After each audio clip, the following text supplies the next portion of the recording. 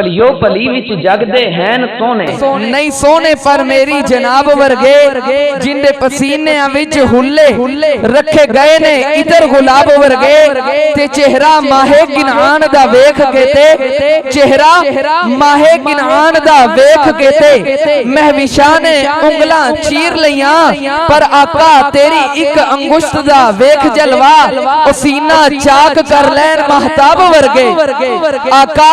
تیری ایک انگشت دا ویکھ جلوہ سینہ چاک کر لین مہتاب ورگے اعلی حضرت فرماتے ہیں حسن یوسف پہ کٹی مصر میں انگشت زنا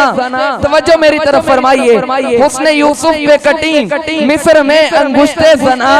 وہ سر کٹاتے ہیں تیرے نام پہ مردان عرب اور کسی فارسی شاعر نے کیا خوب فرمایا ہے کہ حسن یوسف دم عیسیٰ ید بہزہ داری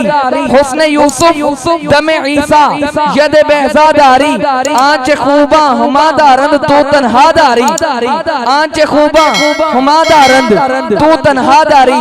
بلا تخیر میں ملتمس ہوں شہر رینالہ سے تشریف لائے ہوئے ہمارے مہمان محترم جناب سجاد فریدی صاحب آپ تشریف لائیں گے اور آقا صلی اللہ تعالیٰ علیہ وسلم کی بارگاہ میں محبتوں کے پھول نچھاور فرمائیں گے آپ نعرہ بلند فرمائیے نعرہ تکبیر